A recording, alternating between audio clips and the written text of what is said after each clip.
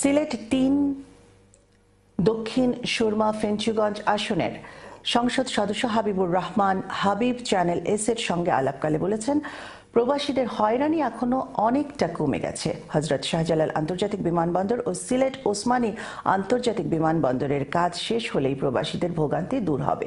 বিস্তারিত জানাচ্ছেন এহসানুল ইসলাম চৌধুরী শামীম।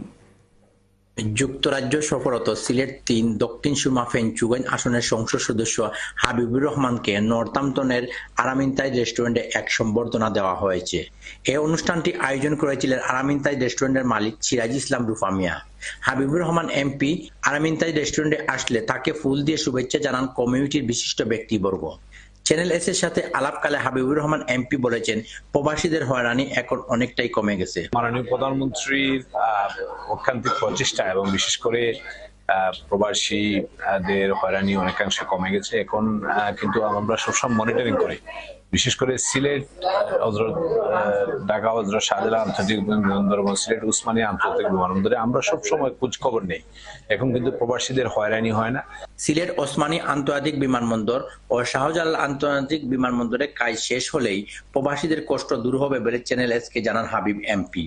বিশ্বাস করে আশা করি যে আমাদের শাহজালাল আন্তর্জাতিক বিমানবন্দরের 3rd টার্মিনাল কাজ শেষ হলে এবং সিলেটের যে বিমানবন্দর সেটির কাজ শেষ হয়ে গেলে আর প্রবাসীদের ইনশাল্লাহ আর কোনো সমস্যা থাকবে না। এবং সিলেট ইন্টারন্যাশনাল এয়ারপোর্টের কাজ শেষ হওয়ার পরে এমিরেটস, কাতার সহ বিশ্বের সকল নামকরা এয়ারলাইন্স গুলো সেখানে অবতরণ করবে। সম্বর্ধনা অনুষ্ঠানে অন্যান্যের মধ্যে বক্তব্য রাখেন বাবুল হোসেন, সিরাজ ইসলাম, জুয়েল মিয়া, আব্দুল কাহের তারেক, এনামুল হক সহ আরো অনেকেই। সবশেষে কেক কাটার মাধ্যমে অনুষ্ঠানের সমাপ্তি ঘটে। Ehsanul Islam Chowdhury Shamim, channel S news, Northampton, England.